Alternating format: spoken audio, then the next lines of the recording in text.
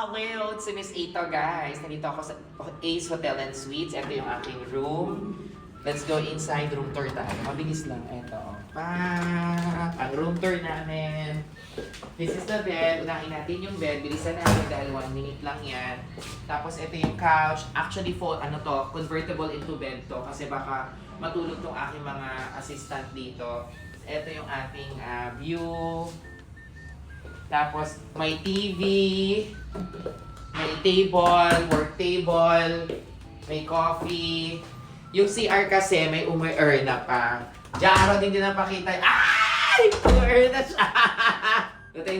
So ayan, maganda yung CR. Maliligo muna si Miss A and then mag-makeup, kakain and then yun na.